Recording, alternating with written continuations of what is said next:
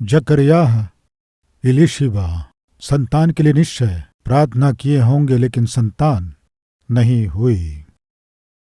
तो क्या जब हम प्रार्थना करते हैं तो प्रभु नहीं सुनता है? निश्चय सुनता है। तो क्या उत्तर नहीं देता है? निश्चय देता है। कब? आपके समय के अनुसार नहीं, तो परमेश्वर के नियुक्त समय में निश्चय उत्तर देगा। उस उत्तर को देने के लिए परमेश्वर का दूत परमेश्वर के द्वारा जब भेजा गया, जकरिया को दर्शन देकर जकरिया परमेश्वर का दूत देखेंगे। आइए 13वां वचन।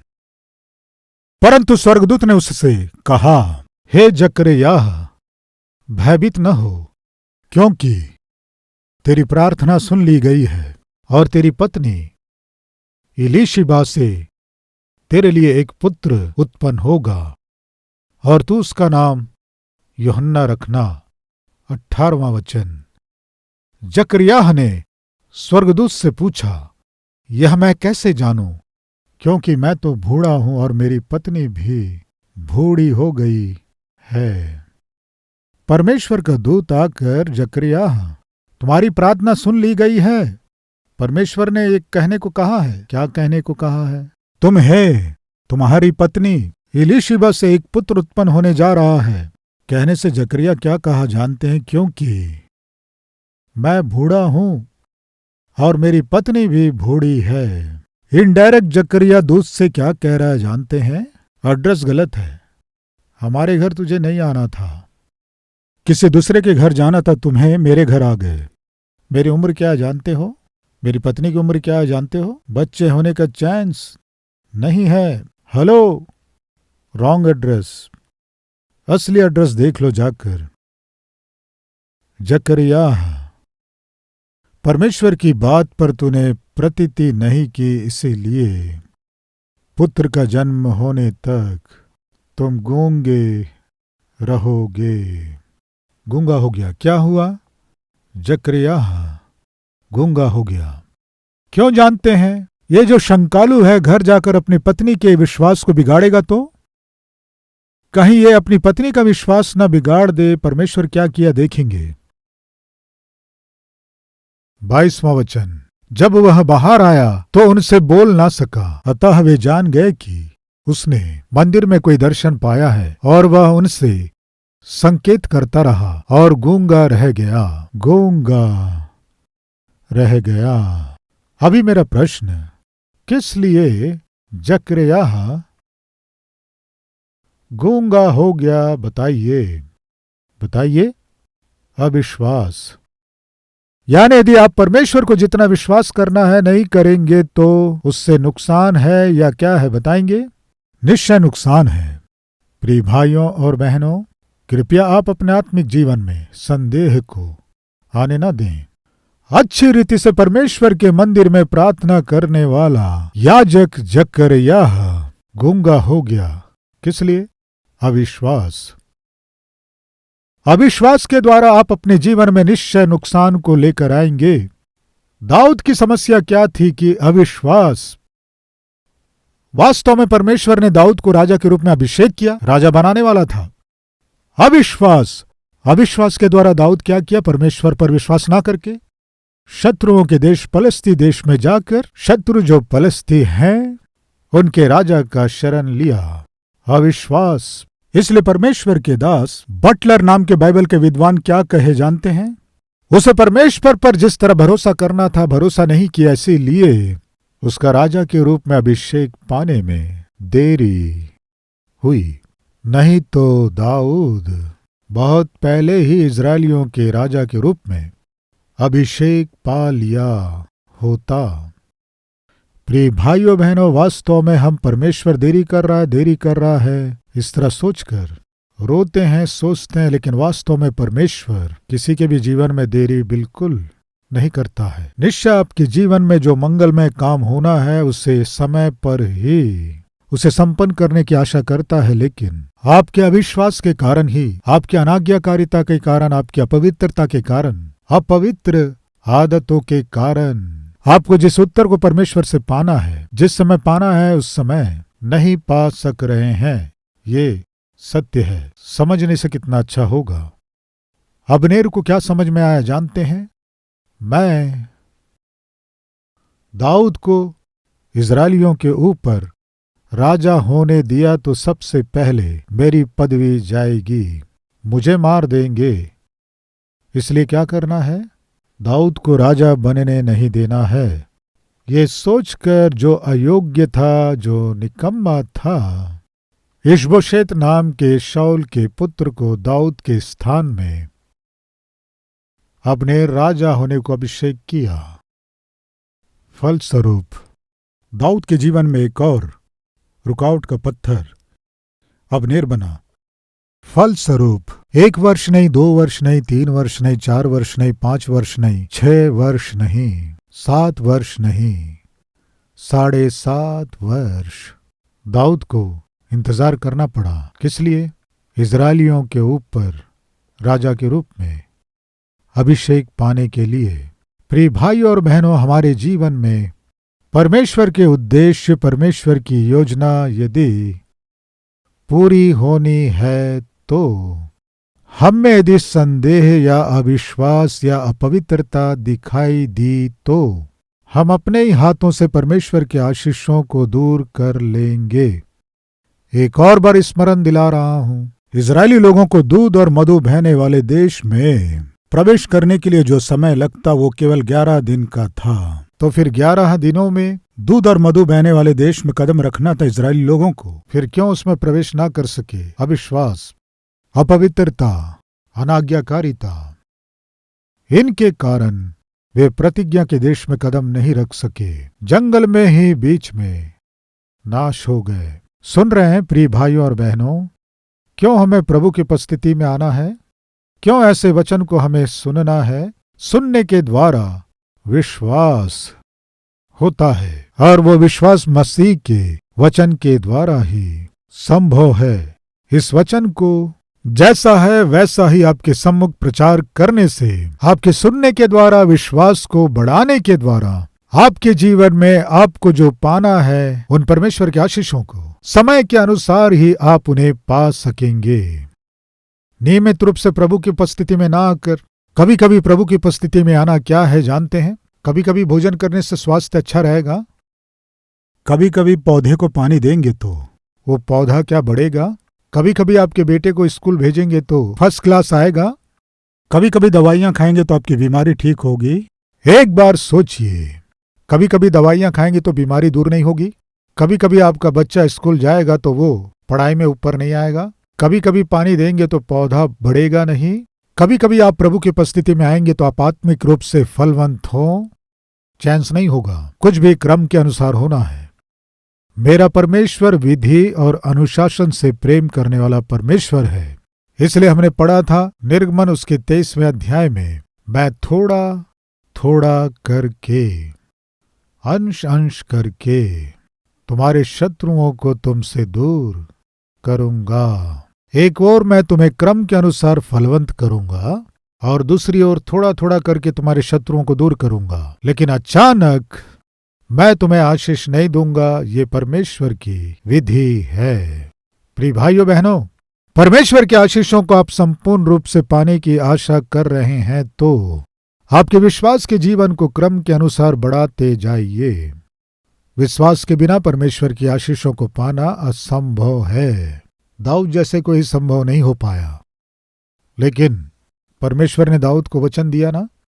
इन 7 वर्षों में दाऊद अपने कड़वे अनुभव से बहुत कुछ सीखा। हमारे जीवन में बहुत से लोगों से परिचय होगा, अच्छे लोग, बुरे लोग, प्रेम करने वाले, आत्मिक लोग, दुष्ट लोग, लेकिन ध्यान से आप जांचेंगे तो हर एक व्यक्ति हमें कुछ ना कुछ सिखाते रहते हैं। दाऊद के जीवन में अबनेर बहुत से पाठों को सिखाया। मैं परमेश्वर के प्रति जो विश्वास को प्रकट करना था उसे प्रकट नहीं कर पाया, इसलिए जो मुझे पाना था, इसलिए उस राजा के सिंहासन को मैं पा नहीं सका। सत्य को जान गया, युद्ध करना पड़ा।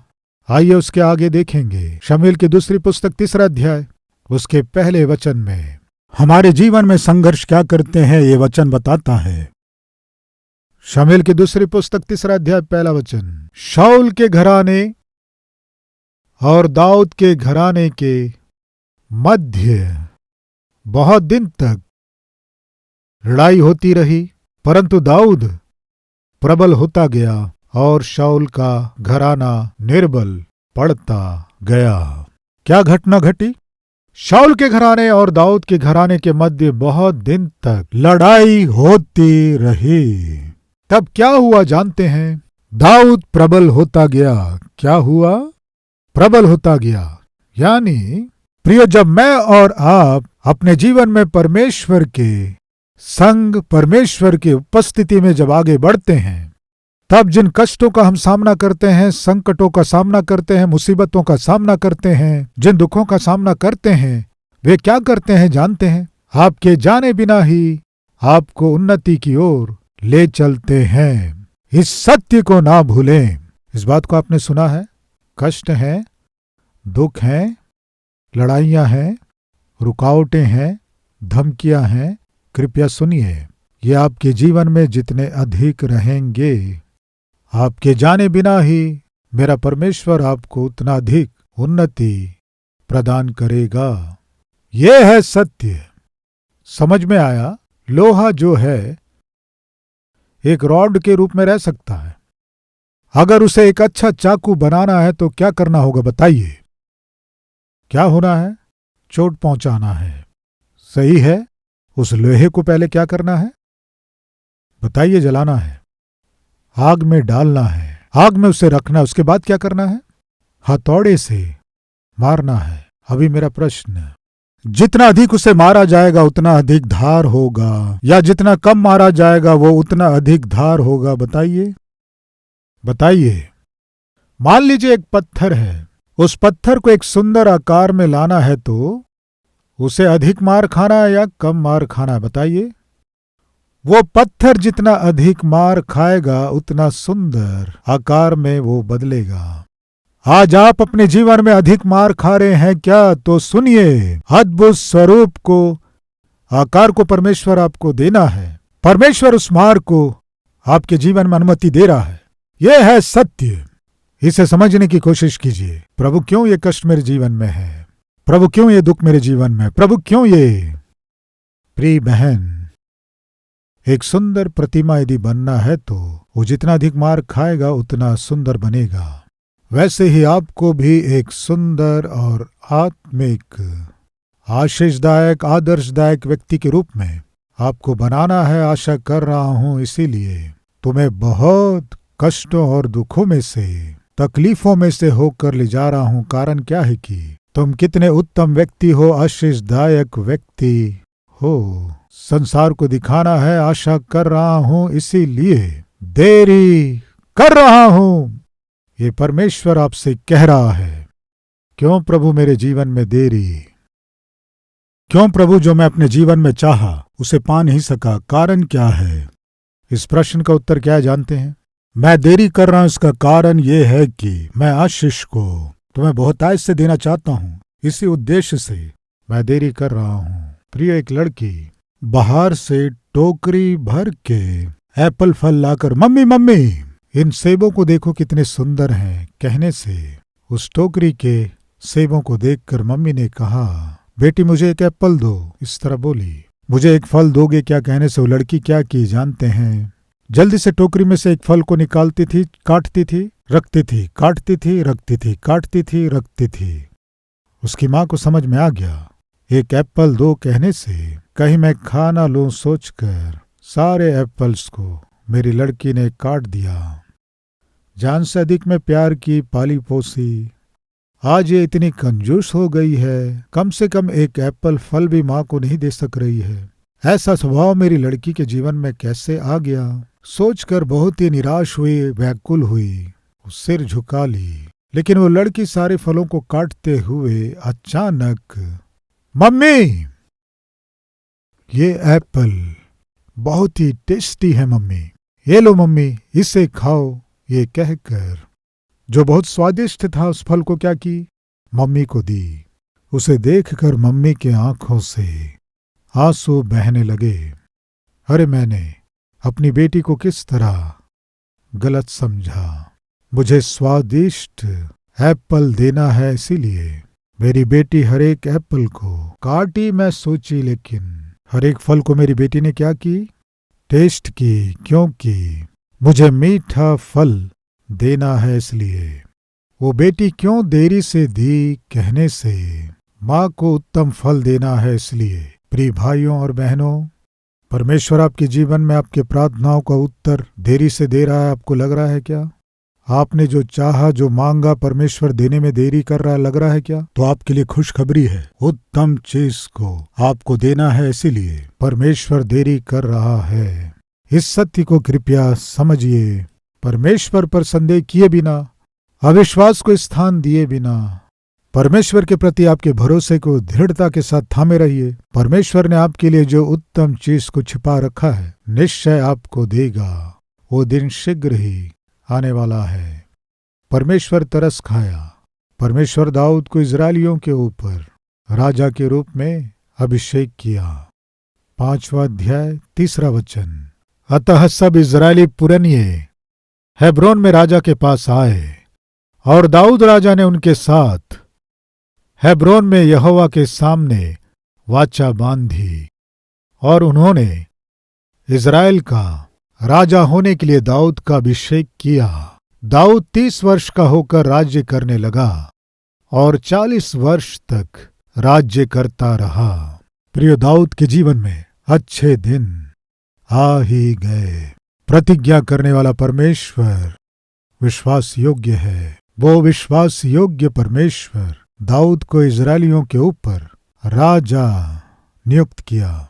देरी हुई तो हुई, वो अब्नेर के ओर से हो या अविश्वास के कारण, लेकिन परमेश्वर अपने नियुक्त समय में दाऊद पर तरस खाकर दाऊद को जैसे आशीष दिया, वैसे ही आपके जीवन में आपको जो उन्नति पाना है उसे रोकने वाले अब्नेर हो सकते हैं, या आप में जो अविश्वास है उसके कारण हो सकता है। कुछ देरी निश्चय हुई होगी, लेकिन परमेश्वर तरस खाकर अपने नियुक्त समय पर निश्चय आपके जीवन में जो देना है उत्तम उत्तर को देगा। विश्वास करने वाले हैं तो मेरे साथ मिलकर प्रार्थना करेंगे क्या?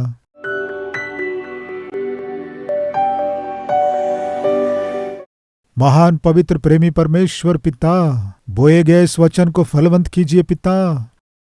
अब से तेरी इच्छा के अनुसार हम जी सकें, सहायता कीजिए पिता।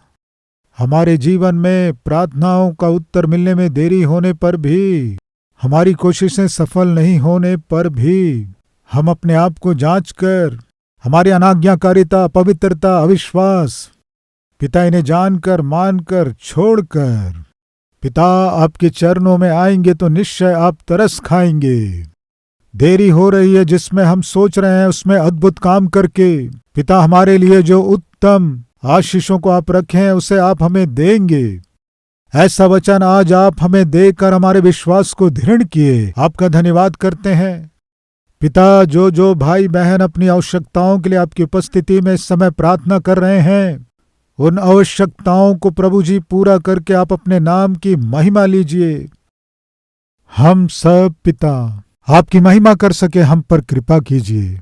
यीशु मसीह के नाम से मांगते हैं पिता, आमीन। प्रिय, संदेश के द्वारा आप आशीष पाएं तो और भी लोगों को शेयर कीजिए, लाइक कीजिए और एक कमेंट कीजिए। कल फिर से इसी समय मॉर्निंग डिवोशन में मिलेंगे। शलोम।